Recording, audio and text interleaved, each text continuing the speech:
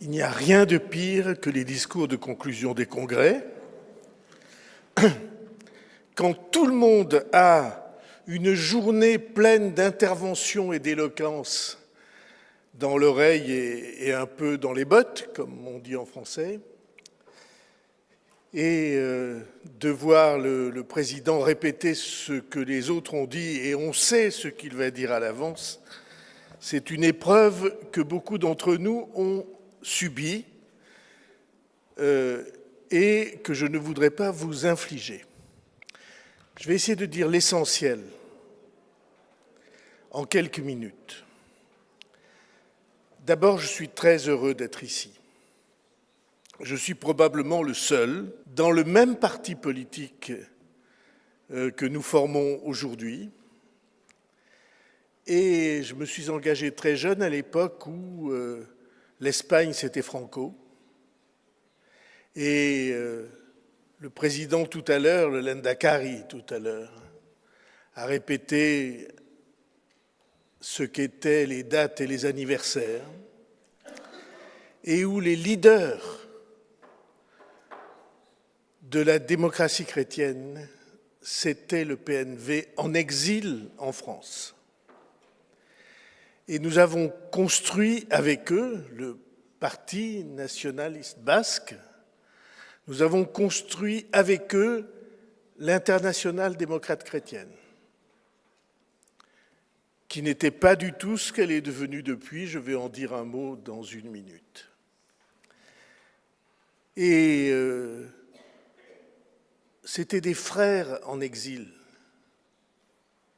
Et ces leaders de tout premier plan parlaient fraternellement avec le jeune militant que j'étais.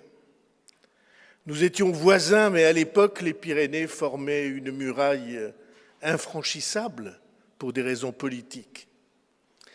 Et donc, c'était pour moi une expérience extraordinaire que eux et les militants et responsables de la démocratie chrétienne d'Amérique latine,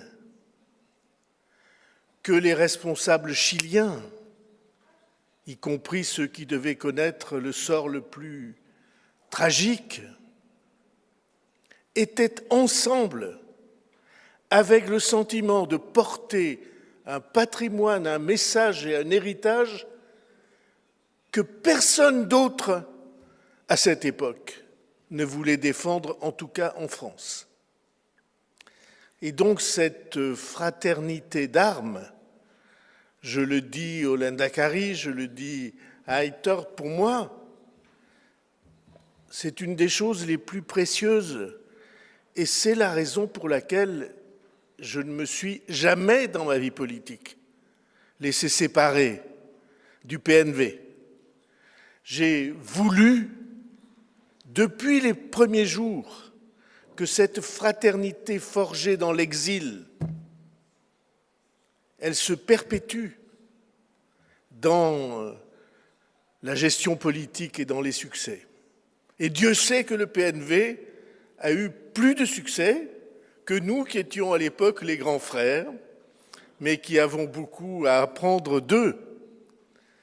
Et donc j'étais particulièrement heureux d'être ici, d'être à Bilbao, que le Lendakari ne se soit pas contenté de venir assister à un discours et puis qu'il soit parti, il est resté tout du long. Et le discours remarquable que le président du PNV a prononcé à la tribune ne fait qu'ajouter à cette gratitude. Alors je voudrais vous demander de les remercier en les applaudissant au nom de cet engagement que nous avons partagé.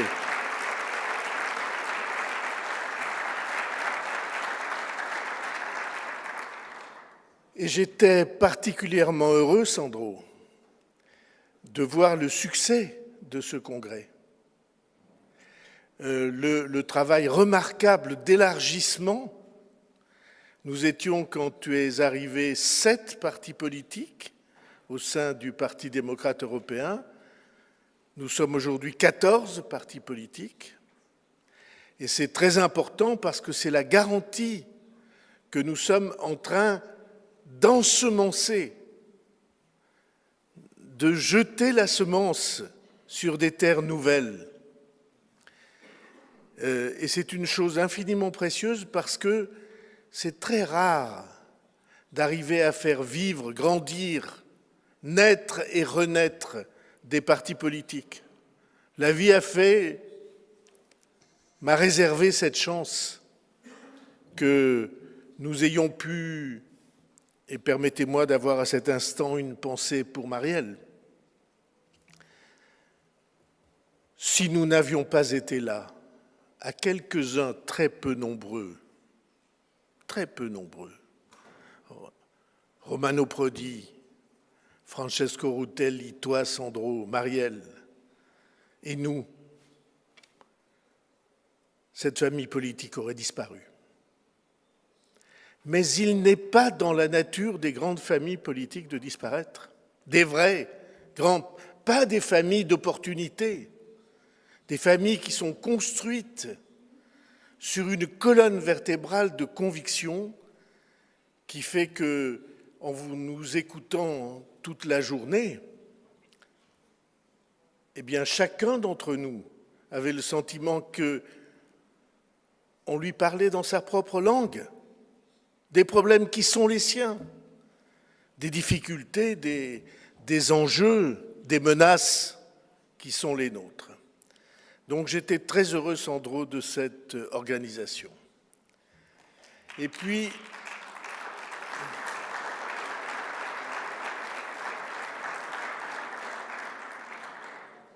je me faisais une réflexion étrange. Je me disais qu'était en train de naître ici un mouvement dont nous avons rêvé pendant plusieurs décennies avec ceux que j'évoquais là. Et ce mouvement était celui de la naissance ou de la reconnaissance du grand courant démocrate dans le monde, Global Democracy, que chacun croit attaché à son propre pays. Les Américains croient que le Parti démocrate américain est américain. Les Indiens, je suis particulièrement sensible à leur présence, moi qui suis, dans ma jeunesse, un militant de la non-violence gandhienne, de Gandhi. Les Indiens croient que le Parti du Congrès, c'est indien. Les Japonais croient que le Parti démocrate japonais, c'est japonais. Eh bien, en réalité, ces mouvements-là ne sont que le surjon, la pousse, la repousse dans chaque pays d'un mouvement qui est un mouvement universel et qui est aujourd'hui profondément en danger. Ce que nous faisons naître, Sandro l'a dit, c'est pour moi un rêve depuis 30 ans, que tous ces démocrates-là se reconnaissent entre eux et pensent qu'ils ont à construire ensemble et à apprendre les uns des autres. On a beaucoup de questions, on a vu dans le débat, c'est rare de voir des débats intéressants en politique. On a vu dans le débat que Laurence animait, vous vous êtes dit des choses qui n'étaient pas uniquement tendres, qui n'étaient pas uniquement de bonne composition. Et vous avez raison, je vais tout à l'heure essayer d'expliquer pourquoi. Mais c'était extraordinairement intéressant. Et c'est pour moi le prélude à la reconnaissance réciproque des mouvements démocrates. Nous sommes un petit mouvement, mais central, j'y reviendrai, De même que le Pays basque est une petite nation, mais centrale. Si l'on s'attache à l'essentiel, c'est-à-dire à la reconnaissance de la vraie nature du pluralisme et de la diversité culturelle en particulier, si l'on s'attache à l'essentiel, alors on comprend que ce qui se joue dans cette recherche partagée est une des clés de l'avenir du monde. Je vais essayer de dire pourquoi en quelques phrases. Vous avez souligné tous, chacun d'entre nous, nous avons souligné le basculement de monde auquel nous avons assisté et dont nous sommes partie prenante. Le Lendakari à la tête du gouvernement basque, moi il y a encore quelques semaines à la tête du gouvernement français. C'est un basculement de monde. Par quoi ce basculement de monde est-il marqué? Alors on l'a tous dit et je veux le répéter parce que c'est la formule que j'ai prononcée le jour même de l'invasion de l'Ukraine par l'armée de Poutine. J'ai dit, on est passé, et la formule a souvent été reprise, j'ai dit ce jour-là, on vient de passer du monde construit sur la force de la loi au monde construit sur la loi de la force. Et c'était la première fois depuis la Seconde Guerre mondiale et la chute du mur de Berlin. Jusque-là, nous croyions tous, nous imaginions tous que peu à peu et difficilement, une nation après l'autre, on allait vers le respect de la loi, y compris entre les nations, ce respect de la loi fondé sur un principe qui est que la loi protège les petites nations aussi bien que les grandes nations. Que ça n'est pas la puissance qui fait la justice. Nous imaginions qu'un monde viendrait où la justice ferait la puissance. C'est ça qui a basculé sous nos yeux le jour où Poutine a essayé d'envahir l'Ukraine. C'est très important de le dire aujourd'hui, en ce vendredi 21 novembre, parce que l'Ukraine et son président, Volodymyr Zelensky, sont placés aujourd'hui sous une pression immorale.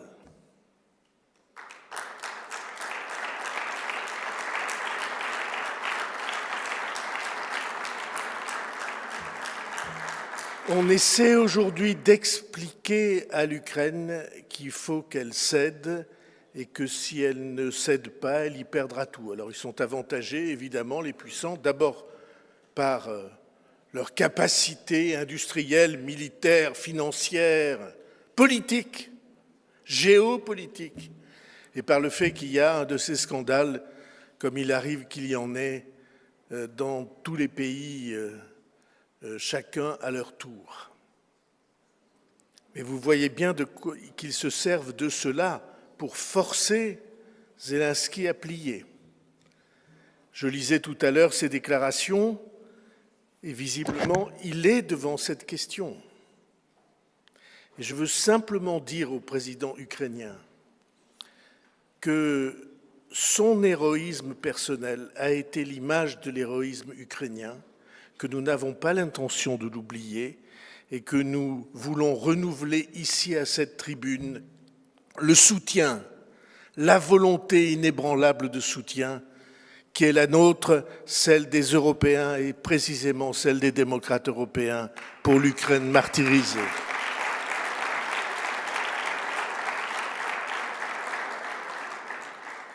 Donc nous avons vécu ce basculement de monde.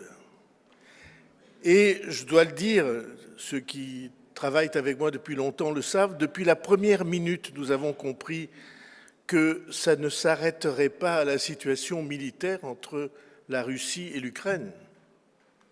Depuis la première minute, nous avons compris que quelque chose s'était enclenché pour que le monde assiste impuissant au renoncement général aux principes qui étaient les nôtres et que nous affichions, que nous affirmions et que désormais nous acceptions de voir piétiner. Alors nous savons très bien que c'est le même ordre que la Chine cherche à imposer par la force industrielle et commerciale à l'univers entier et spécialement à notre Union européenne. Ce qui nous pose une question centrale dans notre réflexion sur l'avenir de notre Union. Nous savons très bien que c'est exactement ce qui se passe au Moyen-Orient, dans le drame qui a commencé avec l'agression du Hamas et qui a continué avec le combat militaire contre Gaza, en Iran, à Gaza. Nous savons très bien que ce sont des enjeux de cet ordre et nous ne savions pas, nous n'imaginions pas que le président des États-Unis qui allait être élu se livrerait lui-même à l'égard de ses propres alliés à un renoncement aux principes que nous avions partagés, annoncés et soutenus ensemble contre toutes les puissances et notamment au moment de la guerre froide. Ce qui s'est joué dans ces 3 ans n'est qu'un enchaînement de causes et de conséquences absolument désastreuses. Nous avons vu ça et nous comprenons aujourd'hui, on l'a tous dit, que le cœur de cible, c'est la démocratie et c'est nous qui sommes le continent qui a voulu faire de la démocratie sa règle. Et c'est la raison pour laquelle tu as eu parfaitement raison, Heitor, de renvoyer cette question à la question de notre diversité européenne. Nous sommes le continent qui a choisi de faire vivre ensemble sur les mêmes principes, non seulement des identités différentes, mais des identités disproportionnées par le nombre. Nous avons affirmé le droit de chacun à exister, à défendre sa culture et à s'entendre avec les autres. C'est un immense sujet. Je ne vais pas m'y attarder. Nous avons en France, nous sommes les seuls à avoir des notions ou des combats idéologiques sur ce sujet que nous appelons chez nous de la laïcité. Qu'est-ce que c'est la laïcité? Et elle n'est pas que religieuse, je vais essayer de l'affirmer. La laïcité, ça part de la question de la tolérance. J'ai écrit des livres sur un roi de Navarre, devenu roi de France, et à l'époque, le roi de Navarre, c'était le souverain du Béarn, parce que la Navarre avait été reprise par tous ceux qui ne supportaient pas de voir quelqu'un de l'autre côté des Pyrénées sur le trône à Pampelune. Henri IV a été le souverain de la tolérance à l'époque où l'Europe et la France, plus que tout autre, étaient déchirées par les guerres de religion. Et il a affirmé quelque chose qui, à cette époque, au XVIe siècle, était impossible à entendre, c'était que dans le même État, dans le même royaume, on avait les mêmes droits quelle que soit sa religion. C'est le premier pas de la tolérance. Mais il y a un deuxième pas pour moi que nous appelons laïcité. Laïcité, ça vient du grec, nos camarades grecs qui étaient là, c'est laïkos, c'est le peuple. C'est ce qui fait un peuple en dépit des différences. Et la laïcité, pour moi, je la définis comme non seulement la tolérance, mais la compréhension mutuelle. Et plus que la compréhension mutuelle, le souhait que les autres demeurent ce qu'ils sont, même s'ils sont différents de vous.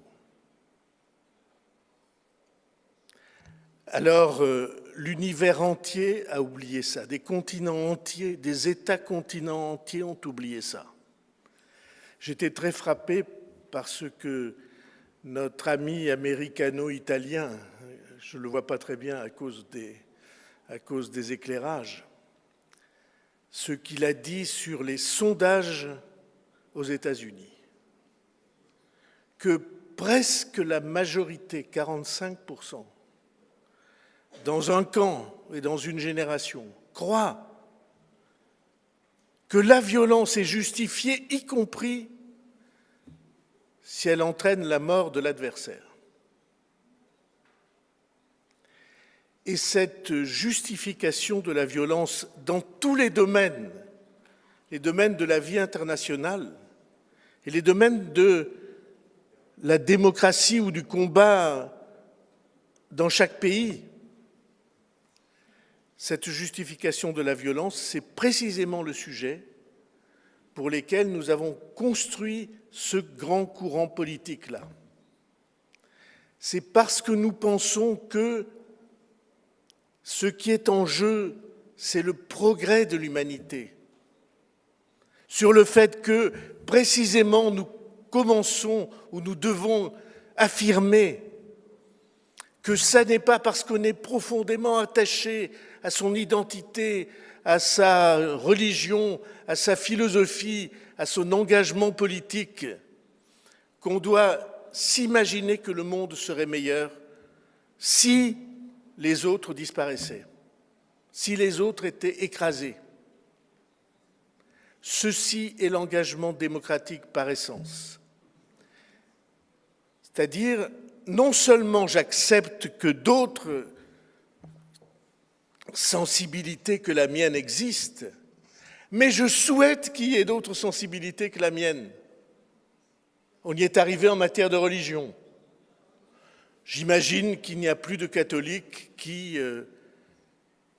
rêvent d'un monde dans lequel il n'y aurait que les catholiques et dans lequel les autres confessions chrétiennes, protestants ou orthodoxes ou évangéliques, je ne sais, auraient disparu et les musulmans auraient disparu, les juifs eux-mêmes, les pères de toutes ces religions, auraient disparu. Alors je sais qu'il y a des continents entiers sur lesquels cette question de l'identité religieuse n'est pas réglée. Et il y a des continents entiers dans lesquels le droit de croire n'est plus reconnu. Et il y a des continents entiers dans lesquels le droit de changer de religion expose aux plus graves condamnations jusqu'à la mort. De la même manière, il y a des continents entiers dans lesquels, des continents, en tout cas des pays entiers dans lesquels la condition de la femme, je voudrais que dans chacune de nos manifestations, les femmes afghanes et les femmes iraniennes aient leur place, elles à qui on interdit de se montrer, à qui on interdit de sortir, à qui on interdit désormais de faire des études, à qui on interdit désormais de chanter. Et vous voyez bien que cette question, non seulement de l'acceptation, mais de la volonté de voir les autres vivre selon ce qu'ils sont, est une question centrale pour nos sociétés et pour l'humanité. C'est à ce carrefour-là que nous sommes. Les pires des dangers et les plus importantes des chances. Heitor, je t'écoutais tout à l'heure, et depuis le début de l'après-midi, je l'ai dit dans l'oreille à Sandro, Je suis frappé par quelque chose que je vais vous dire crûment et que nos interprètes me pardonnent. Je me dis que c'est le dernier congrès où il faut des interprètes. J'espère qu'il y en aura beaucoup qui feront d'autres tâches. Mais l'intelligence artificielle, avec un micro à la boutonnière et une oreillette à l'oreille, fera à tort que la question des langues officielles en Europe, elle va être dépassée par les progrès nouveaux qui sont ouverts. Tu pourras parler basque, je pourrai parler béarnais. En tout cas, je suis sûr de pouvoir parler français. Et nous n'aurons plus ces efforts démesurés pour avoir une seule langue qui s'impose à toutes les autres, ce qui n'est pas tout à fait ma philosophie des choses. Quelque chose est en train de changer. Je veux, à cette tribune, et pour finir, dire qu'il faut bien qu'il y ait un parti de l'optimisme démocratique, de l'optimisme civique. Il n'est pas vrai que la loi de la force a déjà gagné la partie. Ça n'est pas vrai. Ce que les pays qui se livrent à la loi de la force vont perdre dans ces affrontements inhumain va être considérable. Et je crois que nous pouvons défendre l'idée qu'au contraire, nous construisons quelque chose qui est de l'ordre de l'union des cultures, des États, des générations. Il faut qu'on s'habitue à une idée qui est assez souvent écartée aujourd'hui. C'est quelle est la vraie nature du conflit en démocratie. Les conflits sont naturels. La plupart des orientations et des puissances qui s'expriment pensent que le conflit s'est fait pour le triomphe des uns sur les autres, pour l'écrasement des uns par les autres. Et moi, je crois le contraire. Je crois que le conflit peut se résoudre dans quelque chose qui ressemble à un chemin nouveau qu'on trouvera à partir de la compréhension mutuelle. Les conflits, y compris religieux, y compris culturels, y compris identitaires, y compris de génération. S'il y a quelque chose qui caractérise dans certains de nos pays, en tout cas la France aujourd'hui, la situation, c'est que les générations les plus jeunes sont sacrifiées par l'accumulation de dettes, elles sont sacrifiées par des déficits impossibles à corriger, elles sont sacrifiées par des institutions qui ne fonctionnent plus et elles sont sacrifiées parce que ce que nous leur devons, l'éducation par exemple, n'est pas tout à fait à la hauteur de ce que nous voudrions. Nous avons un projet de société qui est en réalité un projet de civilisation et que nous voulons partager avec ceux qui, comme nous, rencontrent les difficultés des temps. J'ai été très heureux qu'à Bilbao, ce congrès nous permette de vérifier que nos intuitions nous soudent, nous réunissent et qu'un grand courant est en train de naître dont nous croyons qu'il peut changer la face du monde. Merci à tous.